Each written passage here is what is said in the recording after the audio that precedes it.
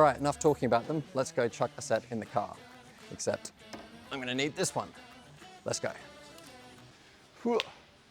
Oh, my knee just popped. That was really loud. All right, as you can see, we've got our wonderful Commodore here, and I'm like just that little bit not too tall. But when it comes to removing these gas struts, as you can tell, these ones are still holding somewhat. You might be able to notice in the background, although it is a bit dark. I have put an extra bar there just to take the weight of the bonnet once I do take the strut out, because obviously it's going to have half the holding capacity that it used to, and this bonnet is going to want to close.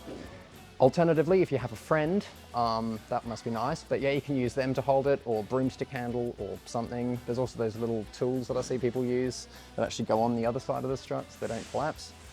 That's also quite nice, but in this case I'm just using a bar because it's what I've got. Right, so as I demonstrated before, you just want to get your flat head into here and just wiggle it and move it up and out the way. And then wiggle that one, pull it out, and thankfully, bonnet strut is holding, keeping everything in position. Now we can move to the bottom half.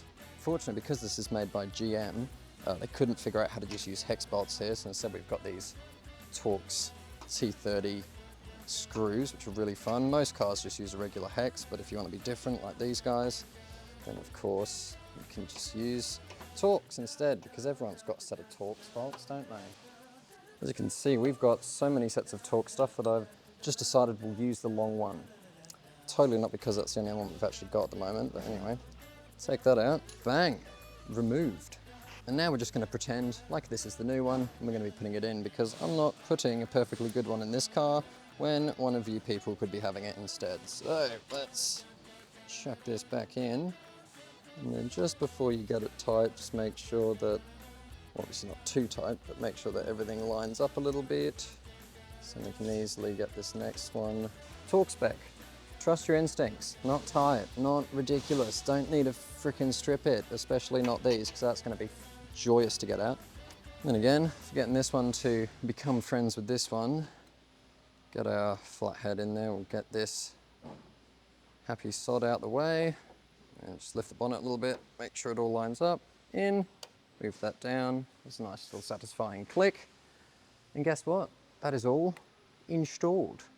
Probably the most cinematic I've ever filmed a gas strut before, but of course, if you want to go check out another video, you can click in that corner up over there. If you'd like to subscribe, feel free to do so here. Thanks for that, love your work. If you've got any suggestions, comments, ideas, anything, feel free to chuck them in the comments below.